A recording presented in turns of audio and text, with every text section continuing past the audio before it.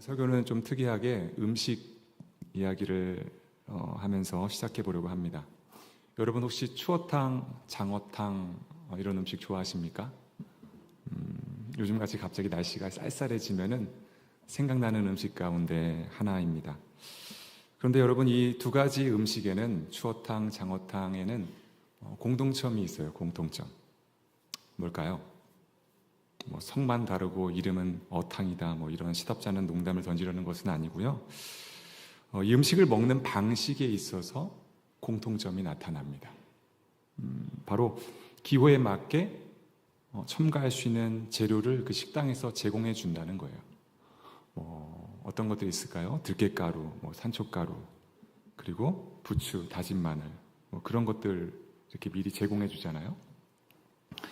그런데 특이점은 이 추가 재료를 첨가하는 과정에 있어서 각 사람마다 아주 극명하게 갈리게 된다라는 겁니다. 어떤 거냐? 첫 숟가락을 뜨기 전부터 이 재료를 첨가하느냐, 아니면은 첫 숟갈을 떠서 한번 맛을 본 다음에 이 첨가 재료를 첨가하느냐라는 것이죠. 여러분은 둘 중에 어떤 방법을 선호하십니까? 한번 맛보고 넣으세요? 아니면 그냥 처음부터 막 들깨가루, 막 산초가루 이렇게 다 넣고 시작하십니까? 맛을 보고. 아니신 분들도 꽤 있어요. 그렇죠? 들깨가루 우선 막 집어넣고, 산초가루 막 집어넣고, 다진 마늘, 고추도 막 집어넣고. 이렇게 사람들은 종종 나름 더 맛있게 만들기 위해서 이것저것 더하려 하지만 결과는 어떻게 일어나느냐? 원래 맛이 무슨 맛인지 알 수 없이 완전히 다른 음식을 만들어 버리는 그런 비극을 맞이할 때가 덜어 있지요. 사실 추어탕과 이 장어탕 이런 것들은 오랜 기간에 걸쳐 완성된 조리법과 비법을 후대에 전수하였기 때문에 이미 그 자체로 훌륭한 음식입니다. 물론 개인적으로 흙냄새라든지 비린내라든지 이런 거를 잡기 위해서 들깨가루나 산초가루를 넣을 수 있지만 그냥 그대로 먹어도 먹을만 해요. 그러나 넣는다면 그래도 우선 첫 숟갈을 떠서 맛본 다음에 해도 늦지 않는다라는 거예요. 그것은 음식을 만들어준 사람에 대한 최소한의 예의라는 것이죠. 여러분, 제가 이렇게 설교 서두부터 이 추어탕, 장어탕 이런 얘기를 하는 이유는요, 이것을 먹고 싶다라는 말이 아니라 이 음식을 먹는 과정과 그 음식을 대하는 태도가 우리가 하나님의 말씀을 대하는 태도와 매우 유사하기 때문입니다. 하나님의 말씀은 이미 완전한 영의 양식입니다. 믿으십니까? 그분의 말씀은 처음부터 부족하지 않아요. 온전합니다. 그렇다면 말씀의 본연의 맛을 우리에게 온전히 만약에 우리가 누리지 못하고 있다면 그것은 그 말씀 자체에 문제가 있는 것이 아니라 우리가 그 말씀을 어떠한 마음가짐으로 먹고 있는지에 달려 있다는 거예요. 그 말씀을 맛보는 첫 숟갈을 우리가 과연 뜨고 있느냐, 온전한 맛을 먼저 맛본 다음에 하나님께서 가미해 주시는 그러한 재료들로 그 음식 맛을 누리고 있느냐, 아니면 처음부터 내 마음대로 완전히 다른 음식을 만들어서 먹고 있지는 않은가. 오늘 우리가 함께 읽은 본문은 예수님께서 제자들을 부르실 때 사용하셨던 첫 마디, 매우 중요한 그러한 명령어를 우리에게 소개해주고 있어요. 그 말씀은 군더더기 없이 아주 간단하고 명료했습니다. 바로 와서 보라라는 명령어였어요. 오늘 설교 제목이기도 하죠. 주님은 그 어떤 추가 설명도 하지 않으셨습니다. 복잡한 논쟁도 하지 않으셨어요. 그저 제자들에게 이렇게 말씀하셨어요. 뭐라고요? 와서 보라. 사랑하는 성도 여러분, 이 주님의 음성, 이 주님의 명령 어떻게 들리십니까? 강압적으로 들리십니까? 아니면 따뜻한 초대의 음성으로 들리십니까? 바라기는 이 후자의 음성, 따뜻한 초대의 음성으로 들을 수 있는 그런 들을 귀가 있는 저와 여러분이 되기를 주님의 이름으로 축원합니다. 사실 오늘 말씀은 우리가 2달간 간절한 기도로 준비해온 새생명 축제를 하나님께서 대체 우리가 어떠한 마음가짐으로 맞이하기를 원하시는가, 그 깨달음을, 그런 실마리를 제공해주는 말씀이기도 합니다. 간절히 바라기는 오늘 말씀을 함께 나누는 가운데 이 와서 보라라는 이 명령어, 주님의 이 음성에 우리가 믿음으로 반응하고 금년 새생명 축제를 하나님께서 우리가 어떻게 맞이하기를 기대하시는지 그 하나님이 우리에게 원하시는 그 최선의 모습으로 이 새생명 축제를 맞이할 수 있는 그러한 준비가 되는 저와 여러분이 되기를 간절히 소망합니다. 자, 오늘 말씀을 통해서 우리가 확인하게 되는 이 와서 보라에 담겨진 정신은 무엇이냐? 바로 첫 번째, 전도는 설명이 아니라 초대라는 것이에요. 39절 상반절을 한번 보겠습니다. 39절 상반절에 보면은 예수께서 이르시되 와서 보라라고 했습니다. 앞서 언급했듯이 예수님께서는요, 제자들에게 자신에 대해서 어떻게 논리적으로 설명하려고 하지 않으셨어요. 그렇다고 재촉하지도 않았습니다. 나를 믿어라. 나를 이해해라. 나에 대해서 너희들이 스스로 깨달아라. 이렇게 재촉하지 않으셨어요. 단지 이렇게 말씀하신 거예요. 와서 보라. 즉 직접 와서 보고 듣고 느껴봐라 하면서 초대하셨다라는 거예요. 전도는요, 설명으로 시작되지 않음을 우리에게 말해주고 있는 거예요. 만남에서부터 시작된다라는 사실을 우리에게 가르쳐 줍니다. 우리는 전도를 하려고 하면 자꾸 설명을 하려고 해요. 설득을 시키려고 합니다. 그러나 그것이 아니라는 거예요. 전도는 만남에서부터 시작된다라는 거예요. 그러므로 우리가 태신자를 전도할 때에도 그들에게 어떤 신학적으로 자세하게 설명하고 어떤 논리적으로 설득하려고 해야 한다고 생각하기 쉽지만 사실 그들에게 진정 필요한 것은 설명이 아니라는 거예요. 초대라는 겁니다. 초청하는 거예요. 어디 앞으로요? 주님 앞으로. 예배의 자리로, 사랑의 공동체의 그 자리로 초대하는 것. 그것에서부터 시작됨을 우리에게 가르쳐주고 있습니다. 예를 들어 성경에 요한복음 4장에 보면은 수가성 여인이 등장합니다. 그 여인의 이야기에서도 똑같게 드러나고 있어요. 예수님은 정오의 뜨거운 시간 사람들의 눈을 피해 우물가에 나온 한 여인을 만나 주십니다. 그 여인은 상처가 많았고 사람들의 시선 속에서 아주 외롭게 살아가던 인물이었어요. 버림받은 인물. 그런데 예수님은 그녀에게 어떤 긴 설교나 어떤 교리적인 것들을 설명하지 않습니다. 그저 한마디, 내가 바로 그다. 그 메시아다라고 말씀하셨어요. 그 만남 하나로 여인의 삶이 완전히 바뀌게 됨을 우리는 성경을 통해서 확인하게 됩니다. 그리고 어떻게 됩니까? 그 이후의 내용, 그녀는 물동이를 버려두고 마을로 뛰쳐들어가죠. 그래서 그곳에서 마을 사람들과 만나서 뭐라고 외칩니까? 그 내용이 요한복음 4장 29절의 말씀인데 같이 한번 읽어보겠습니다. 함께 읽어봅니다. 내가 행한 모든 일을 내게 말한 사람을 와서 보라. 이는 그리스도가 아니냐 하니. 뭘 설명하려 하지 않습니다. 와서 보라. 수가성 여인도 신학을 배운 적도 논리를 정리한 적도 없습니다. 그저 주님을 만난 기쁨 하나로 담대하게 사람들을 초청했다라는 거예요. 전도는 어려운 게 아니라는 거예요. 배워서 하는 것이 아니라는 거예요. 많이 알아서 하는 것도 아니라는 거예요. 뭐만 이루어지면 되는 겁니까? 주님을 만나기만 하는 거예요.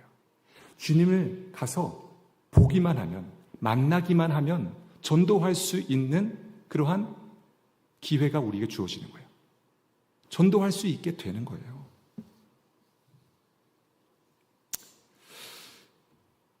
전도는 바로 이거라는 겁니다. 논리가 아니라 초대라는 거예요. 설명이 아니라 만남에서 시작된다라는 거예요. 곧 주님을 그대로 보여주는 거예요. 와서 보라. 내가 만난 주님을 와서 보라. 내가 주님을 만난 기쁨으로 와서 보라라고 말할 때 그 순간 복음의 통로가 연결되는 거예요. 다른 말 할 필요 없어요. 설득할 필요 없어요. 와서 봐라. 이 한마디에 주님과 그 사람의 그 통로가 연결되고 그들이 와서 주님과 만나게 되는 거예요. 설명하는 것이 아니라 설득하는 것이 아니라 초대임을 우리는 확인하게 됩니다. 문득 지난 주일 오전 예배 때 담임 목사님께서 설교 말미에 하셨던 그러한 말이 떠올라요. 이렇게 말씀하셨죠. 같이 한번 고백해 볼까요? 전도는 거지가 거지에게 빵이 어디 있는지 알려주는 일이다. 빵을 만들어서 거지에게 먹이는 행위가 아니라 거지가 거지에게 내가 이 빵을 어디서 얻었는지 그 빵을 얻을 수 있는 장소를 알려주는 일이에요. 물론 정성이 담겨진 빵, 내가 스스로 열심히 만들어서 만든 그 빵을 먹이는 것도 물론 훌륭합니다. 그런데 그렇다고 해서 맛이 보장되지는 않잖아요. 그죠?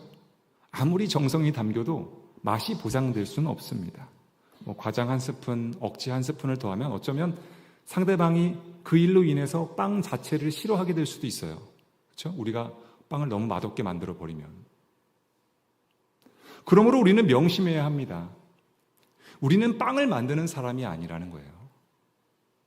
아무리 최선을 다해 빵을 만들어도 생명의 떡, 생명의 빵 대신 예수님에 비하면 아무것도 감히 거기다 비할 바가 되지 못하는 것이 된다라는 것. 그것을 우리는 잊지 말아야 합니다. 그러므로 우리의 사명은 아주 단순한 거예요. 이곳에 생명의 빵이 있습니다 라고 세상에 알려주는 거예요. 그것이 전도고 그것이 바로 와서 보라에 담겨진 정신입니다. 간절히 바라기는 이번 새생명 축제를 대하고 맞이하는 우리의 태도가 이와 같았으면 좋겠어요. 우리가 품은 그 태신자를 설득하고 어떻게든 그에게 내가 만난 주님을 이해시켜서 이곳으로 데려오려고 하는 것이 아니라 내가 여기서 주님을 만나서 생명의 빵을 먹었어. 이 빵을 얻을 수 있는 곳이 있어. 와서 보라. 그렇게 초대할 수 있는 저와 여러분이 되기를 간절히 소망합니다. 자, 두 번째는 무엇일까? 두 번째는 전도는 함께 머무는 것이다 라는 사실을 우리는 이 와서 보라라는 이 예수님의 명령 속에서 확인하게 돼요. 이 39절 하반절에 보면은 이렇게 기록하고 있습니다. 그러므로 그들이 가서 계신 데를 보고 그날 함께 거하니 때가 10시쯤 되었더라. 아멘. 예수님께서 제자들에게 와서 보라라고 말씀만 하신 것이 아님을 우리는 뒤에서 이제 확인하게 돼요. 직접 오셨고요. 직접 보여주셨고 함께 거하셨어요. 물론 제자들이 왔지만 제자들을 초대했잖아요. 초대해놓고 그 자리를 떠날 수도 있습니다. 근데 예수님은 그 자리를 떠나지 않으셨어요. 어떻게 했어요? 그들이 가서 계신 데를 보고 그날 함께 뭐 했다고 해요? 거했다. 예수님은 단순히 와서 보라라고만 말씀하지 않으셨다라는 거예요. 그들과 함께 하루를 온전하게 보냈음을 확인하게 됩니다. 이것이 주님이 몸소 보여주신 전도의 본질이라는 거예요. 그러므로 우리가 태신자를 전도할 때 교회에 데리고 오면 그곳으로 끝이야. 이제 내가 할 일은 다 끝났어. 나의 역할은 여기까지야. 가 아니라는 거예요. 그것은 오산입니다. 그것은 절반짜리 전도밖에 되지 않음을 오늘 성경은 우리에게 말해주고 있는 거예요. 예수님께서는 결코 말씀만 전하지 않으셨습니다. 곁에 함께 머물러 주셨어요. 같이 예배했고요. 같이 식사했고 같이 교제하는 자리 속에서 그 관계가 자라고 마음이 열려졌다는 것을 확인하게 되는 거예요. 여기서 우리는 부활하신 예수님께서 엠마오로 가는 두 제자와 함께 걸으셨던 장면이 우리가 떠오를 수가 있어요. 누가복음 24장 15절로 29절 너무나 긴 말씀이기 때문에 15절과 29절만 우리 따로 떼서 한번 읽어보겠습니다. 함께 읽겠습니다. 그들이 서로 이야기하며 문의할 때에 예수께서 가까이 이르러 그들과 동행하시나 그들이 강건하여 이르시되 우리와 함께 유하사이다. 때가 저물어 가고 날이 이미 결혼나이다. 이에 그들과 함께 유하러 들어가시니라. 아멘. 자, 예수님께서는 믿음을 잃고 낙심한 제자들과 향해 먼 발시에서 너희가 왜 믿음이 없느냐고 꾸짖지 않으셨어요. 하늘에서부터 음성이 떨어지지 않았어요. 어떻게 했습니까? 그들 곁에 걸으셨다라는 거예요. 그들과 대화하셨고 그들의 슬픔을 들어주셨고 함께 유하셨다. 곁에 머무셨다라는 거예요. 이후 무슨 일이 일어납니까? 그들이 함께 머무시는 예수님을 드디어 알아보게 되었음을 확인하게 됩니다. 그 내용이 누가복음 24장 32절에 기록되어 있는데 제가 읽어드리겠습니다. 띄워주시고, 그들이 서로 말하되 길에서 우리에게 말씀하시고 우리에게 성경을 풀어주실 때에 우리 속에서 마음이 뜨겁지 아니하더냐 하고. 아멘. 사랑하는 성도 여러분, 함께 머무는 자리에서 눈이 열렸다라는 거예요. 떡을 나누는 자리, 곧 말씀과 사랑의 교제 속에서 주님이 온전하게 드러났음을 확인하게 됩니다. 주님은 멀리서 가르치지 않으셨다라는 거예요. 함께 걸었고요, 함께 먹었고요, 함께 거하셨어요. 그 식탁 위에서 살아있는 현실로 주님께서 나타나셨다라는 거예요. 그렇다면 우리의 전도도 마찬가지여야 한다라는 거예요. 사람들을 논리를 통해서 주님을 믿게 하는 것이 아니라 함께 있어주는 사랑을 통해서 주님을 느낄 수 있도록 해줘야 한다는 거예요. 성경을 가르친다고 사람이 변합니까? 그렇지 않습니다. 성경이 나를 읽을 때, 그 말씀 안에서 내 삶이 드러날 때 사람은 변화되는 거예요. 그래서 저는 이렇게 단언할 수 있습니다. 전도는요, 내가 성경을 읽는 일이 아니라 성경이 나를 통해 누군가를 읽게 하는 일, 그것이 바로 전도입니다. 내가 말씀 안에 머물면 그 말씀이 내 삶을 통해서 증언이 되고 그 증언이 곧 전도가 되는 거예요. 삶으로 살아내는 것이 전도입니다. 잘 준비된 프로그램이 사람을 변화시킬 수 있을까요?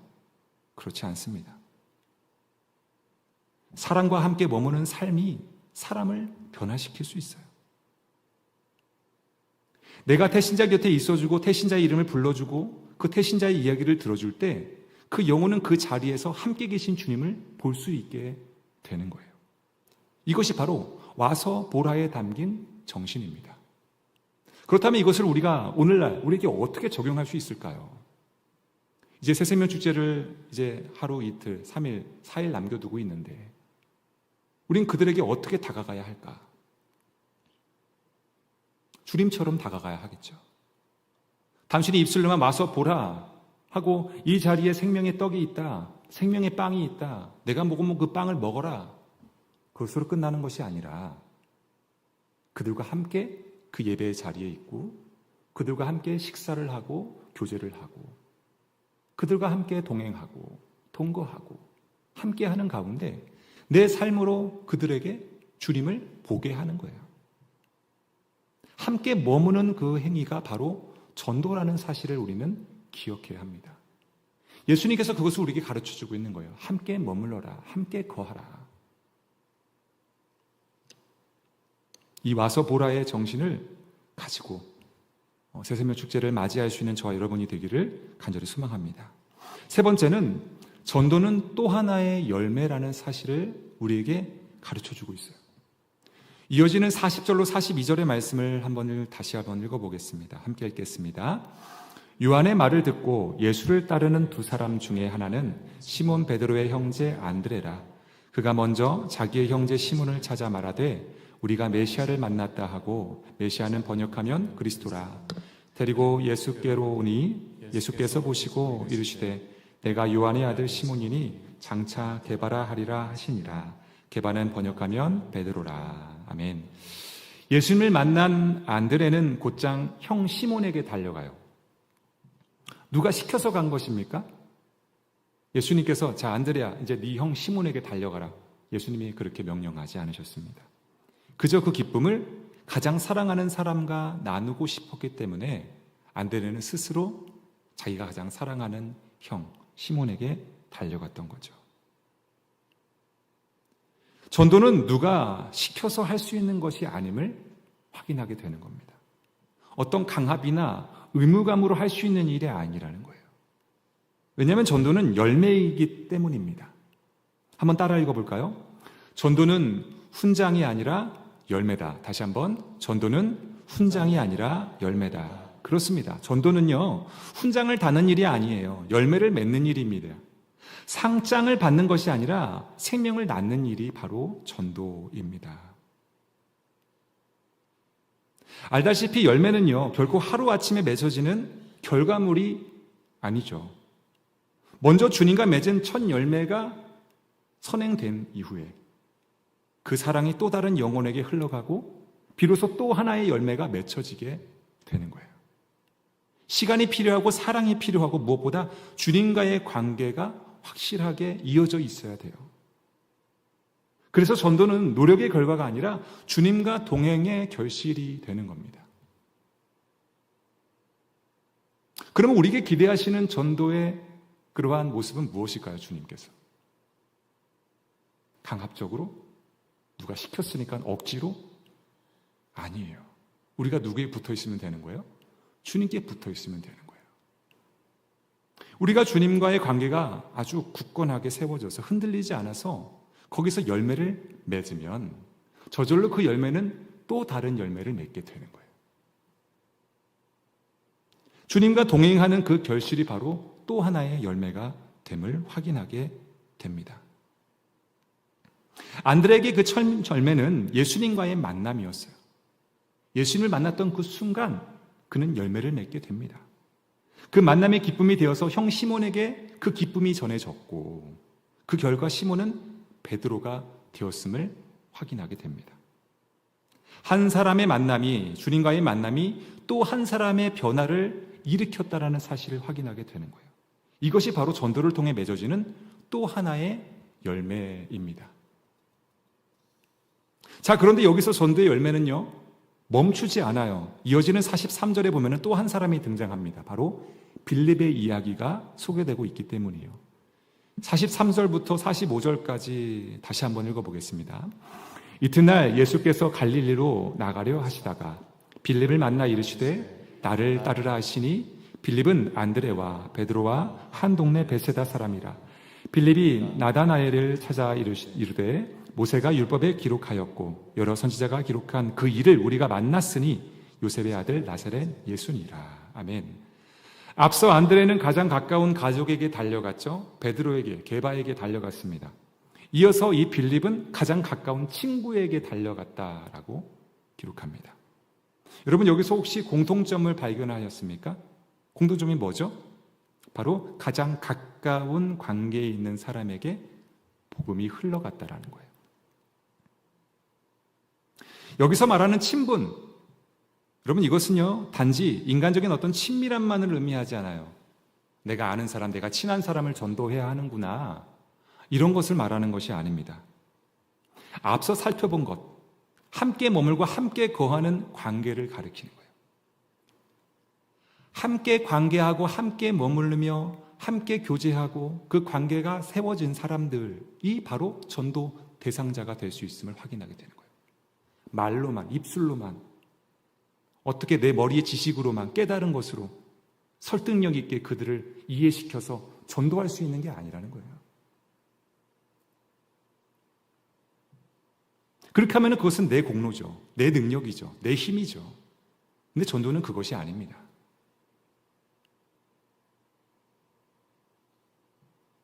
전도는, 관계없는 전도는 결단코 열매를 맺을 수 없음을 확인하게 되는 거예요. 빌립은 논쟁하지 않았습니다. 나다나엘이 나사렛에서 무슨 선한 것이 날 수 있느냐라고 의심했을 때 그는 긴 설명하는 대신 단 한마디로 대답했어요. 46절에 뭐라고 말하고 있습니까? 오늘 마지막 구절인데 같이 한번 읽어볼까요? 나다나엘이 이르되 나사렛에서 무슨 선한 것이 날 수 있느냐? 빌립이 이르되 와서 보라 아니라. 와서 보라. 또다시 이 엄청난 명령어가 등장하고 있어요. 자신이 경험한 예수님을 확신하는 사람에게는 더 이상 논리로 설득할 필요가 없어지게 되는 거예요. 내가 만난 주님이 완전하시니까. 그저 와서 보라라고 말할 수밖에 없는 것이죠.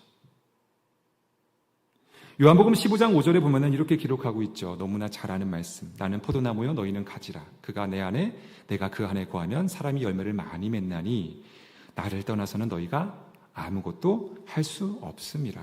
아멘. 내가 주님 안에 거하면 그 사랑은 반드시 누군가에게 흘러가게 되어 있어요. 그러므로 전도는 해야 하는 일이 아니라 주님과 동행할 때 자연스럽게 맺혀지게 되는 그러한 결과물이라는 사실을 우리는 잊지 말아야 합니다. 내가 막 애써서 물론 그것도 중요하죠.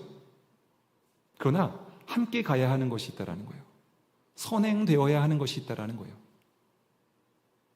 그 무엇보다 우리가 앞서서는 안 되는 것이 있다라는 거예요. 그 무엇이 무엇입니까? 주님이에요. 주님. 주님께 붙어 있는 거. 주님이 맺게 하시는 거예요. 주님과의 관계가 우리가 돈독하면, 온전하면 저절로 맺어지게 되는 것이 또 하나의 열매라는 거예요.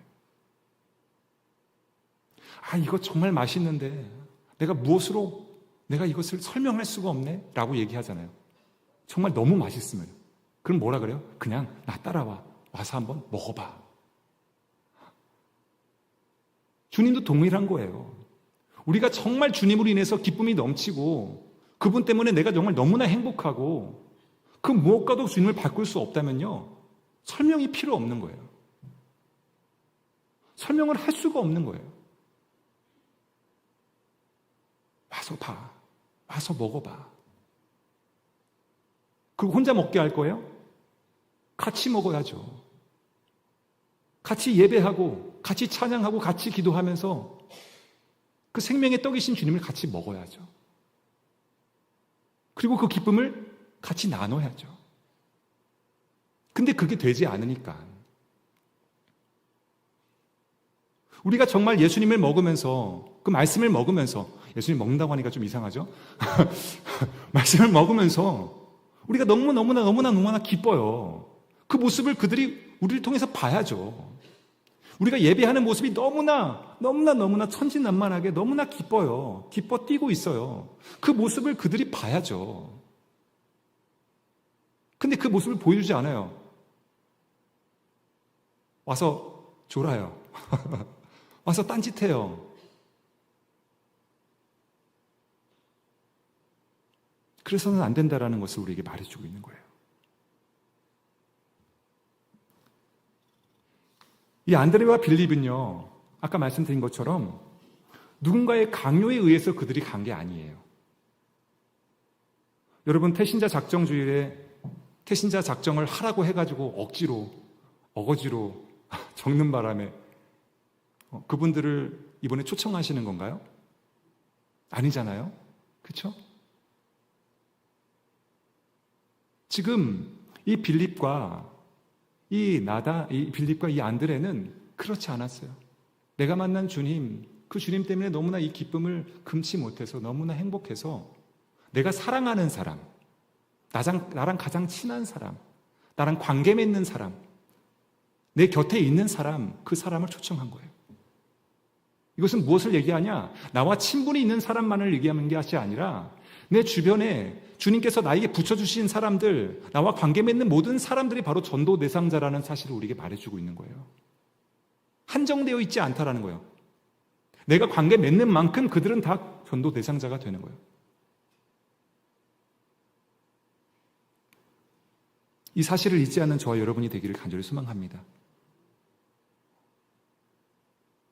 그런 마음으로 우리가 이번 새생명 축제를 맞이하고 준비했으면 좋겠어요. 2달이라는 시간 동안 우리가 열심히 준비했지만 여러 가지 행사들이 있는 바람에 좀 제대로 집중해서 준비는 못했던 것 같아요. 막 부흥회도 있었고 막 여러 가지 일들이 어느덧 한 주가 남았습니다.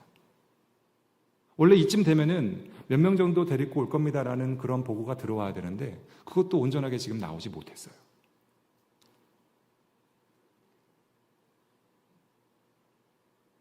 그런데 주님은 아시죠? 우리가 열심히 기도하고 그 대상자를 품고 2달 동안 열심히 기도했다는 걸 주님은 아세요. 간절히 바라기는 오늘 이 말씀을 통해서 우리에게 주시는 그 도전 앞에 믿음으로 반응할 수 있는 저와 여러분이 되기를 간절히 소망합니다. 와서 보라. 여기에 담겨있는 그 예수님의 정신, 그 전도의 정신은 우리가 쟁취해야 돼요. 믿음으로 취해야 되는 거예요. 이제 말씀을 맺겠습니다. 여러분, 전도는 노력의 결과가 아닙니다. 관계의 결과예요. 믿으십니까? 우리가 노력해서 우리 힘으로 할 수 있는 게 아니라는 거예요. 그리고 그 관계의 주도성은요, 우리에게 있는 것이 아니에요. 누구에게 있을까요? 주님께 있다라는 거예요. 왜요? 가장 먼저 주님과 내가 연결되는 것에서부터 시작되니까. 우리가 열매를 맺으려면 주님과 붙어 있어야 돼요. 그렇죠? 그리고 그 첫 열매가 물론 첫 열매 되신 주님이시지만 우리가 그 주님께, 포도나무 되신 주님께 붙어 있을 때 우리도 열매를 맺게 되잖아요. 그 열매가 또 다른 열매를 맺게 되는 거예요. 근데 또 다른 열매를 맺으려면 주님과 붙어 있는 우리의 관계가 절대 끊어져서는 안 돼요. 이 관계 속에서 전도가 계속해서 이어져 나가는 거예요. 또 하나의 열매, 또 하나의 열매, 또 하나의 열매. 우리는 단지 초대하는 겁니다. 이곳에 와서 붙어 있으면 돼. 주님께 붙어 있으면 돼. 그러면 열매를 맺게 되는 거예요. 그것이 바로 와서 보라라는 주님의 명령에 담겨져 있는 의미라는 거예요. 그리고 그 주님께 붙어 있는 그 대상자들이 붙어 있을 때 우리는 어디에 있어야 될까요? 그 곁에 붙어 있는 거예요. 같이 붙어 있는 거예요, 주님께. 주님으로서 나오는 그 진액을 함께 받아 누리면서 기뻐하는 거예요. 같이 열매를 맺는 거예요. 그 자리로 초대하는 거예요. 우리는 누군가를 설득할 능력은 없지만 누군가를 초대할 사랑은 가지고 있지 않습니까? 우리에게 사람을 구원할 만한 힘은 없지만 주님 앞으로 그 영혼을 인도할 수는 있다라는 거예요. 그래서 전도는 우리의 일이면서 동시에 하나님의 일이 되는 겁니다. 우리가 초대할 때 하나님이 그 마음을 열어주시는 것이고 우리가 함께 그와 걸을 때 주님이 그 곁에서 그들에게 열매 맺을 수 있는 모든 것들을 허락해 주시는 거예요. 이제 돌아오는 주일은 새생명 축제의 날입니다. 2달 동안 우리가 눈물로 품었던 그 소중한 이름들, 그 귀한 영혼들을 위해서 우리가 해야 할 일은 단 한 가지입니다. 뭐예요? 와서 보라. 이 초대장을 담대하게 삶으로 전하는 거예요. 와서 봐. 와서 봐. Come and see. 사랑하는 성도 여러분, 전도의 성공은 데려오는 사람의 숫자에 있지 않습니다. 내가 주님의 마음에 합한 초대장이 되었는가에 달려있는 거예요. 주님은 그 마음의 중심을 보기를 원하세요. 실패할 수 있어요. 정말 열심히 기도하고 주님 도와주세요. 주님의 도움을 요청했는데 잘 안 될 수 있어요. 낙심하지 마시고. 주님이 그 마음의 중심을 알고 계세요. 그것이 진짜 전도의 성공인 거예요. 포기하지 않으면 되는 거예요. 그러므로 오늘 이 밤 주님께서 우리에게 말씀하시는 거예요. 와서 보라. 이제 그 음성을 따라 우리도 세상을 향해 외치며 이렇게 고백했으면 좋겠어요. 주님, 저를 통하여 또 하나의 열매를 맺게 하여 주옵소서. 또 하나의 영혼이 주님께 돌아오게 하여 주옵소서.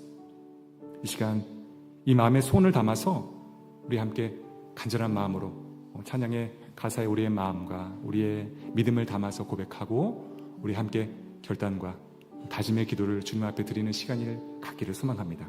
우리 함께 찬양하기를 소망합니다. 우리 감사해요 깨닫지 못한 함께 찬양합시다. 감사해요 깨닫지 못했었는데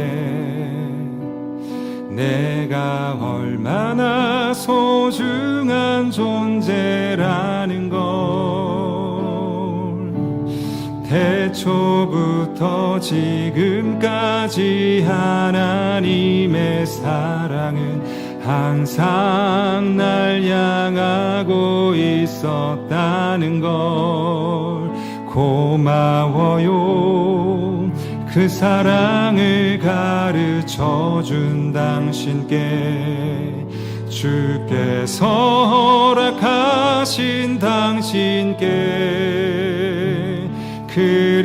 그리스도의 사랑으로 더욱 섬기며 이제 나도 세상에 전하리라.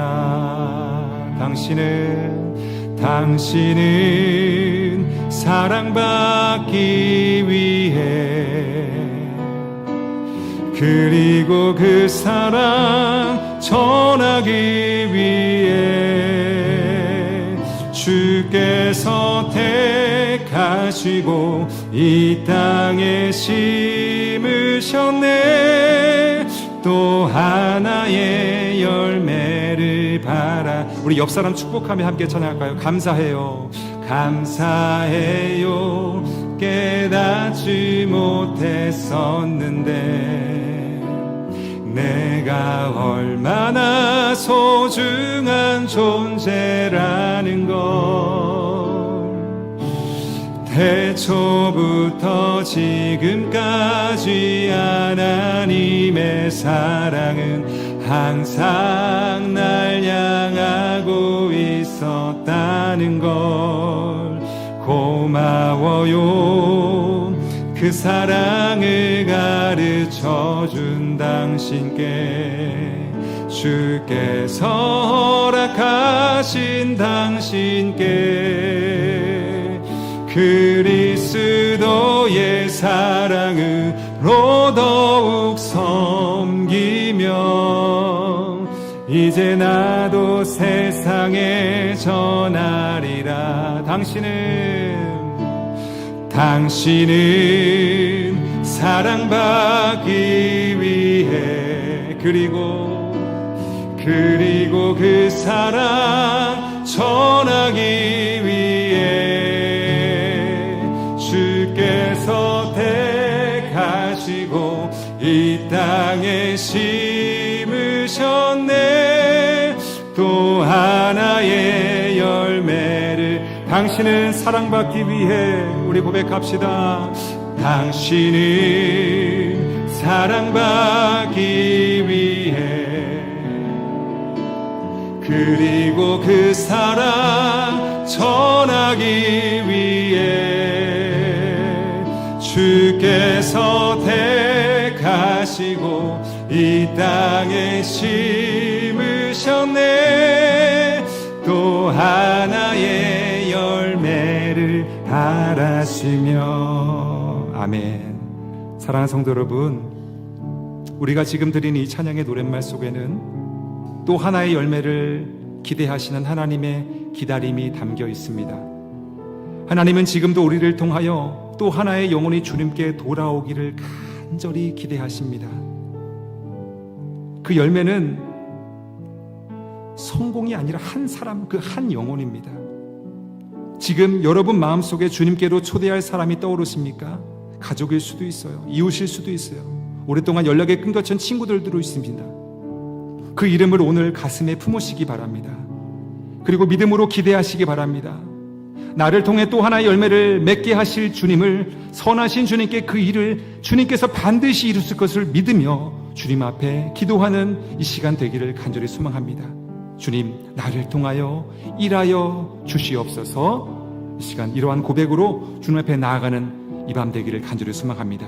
제가 마침 기도하고 우리 함께 기도하는 시간 갖겠습니다. 사랑하는 하나님 아버지, 감사합니다. 오늘도 우리를 너무나 사랑하셔서 말씀을 통해 깨우쳐 주시니 감사합니다. 특별히 말씀을 통해 와서 보라 하신 주님의 초대에 저희가 믿음으로 반응하여 우리를 통해 또 하나의 열매를 바라시는 주님의 마음을 다시금 마음 깊이 새길 수 있도록 허락해 주시니 감사합니다. 이 밤 주님이 기대하시는 그 귀한 이름, 그 귀한 영혼들을 주님 앞에 올려드립니다. 나의 사랑하는 가족일 수도 있고 이웃일 수도 있고 친구일 수도 있습니다. 주님, 이 시간 그 영혼을 어루만져 주옵소서.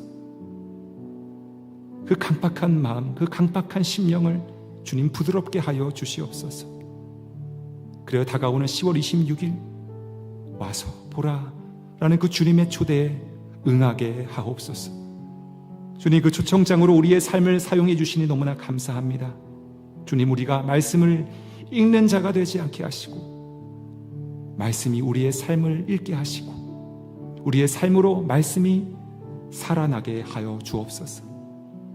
함께 머무는 가운데 주님의 임재가 드러나게 하시고 그렇게 새세면 축제의 날을 앞둔 우리의 마음이 주님 앞에 최선으로 준비되게 하셔서 찾으시는 그 영혼들에게 최선의 모습으로 읽혀지며 풍겨지게 하옵소서. 주님, 거래 따위가 아닙니다.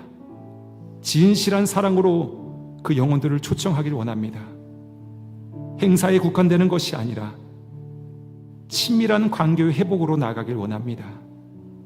그렇게 설득이 목적이 아니라 온전한 초대의 모습으로 주님과의 만남을 성사시키는 우리가 되게 하여 주시옵소서. 이 모든 말씀을 이 땅에 오셔서 죽음과 부활의 첫 열매가 되어주사 지금도 우리를 또 하나의 열매를 맺는 삶으로 인도하시는 예수 그리스도의 이름으로 간절히 기도합니다. 아멘. 이제 들은 말씀 붙들고 우리 통성으로 함께 기도하기 원합니다. 지금 우리의 마음에 떠오르는 그 한 사람의 이름을 붙잡고 간절히 기도합시다. 가족일 수 있습니다. 이웃일 수 있습니다. 친구일 수 있습니다. 그 영혼이 주님의 초대에 응하게 하여 주시옵소서. 또한 우리가 주님의 손에 붙들려 또 하나의 열매로 맺는 도구로 온전하게 쓰임받게 하여 주시옵소서. 이 시간 우리의 마음 모아 믿음으로 주여 한번 간절히 부르짖고 우리 통성으로 기도하며 나가겠습니다. 함께 기도하겠습니다. 주여, 사랑과 은혜가 풍성하신 하나님 아버지 감사합니다. 오늘도 하나님 이 밤 이 자리에 저를 불러 모아주시고 말씀 앞에 주여 믿음으로 반응하며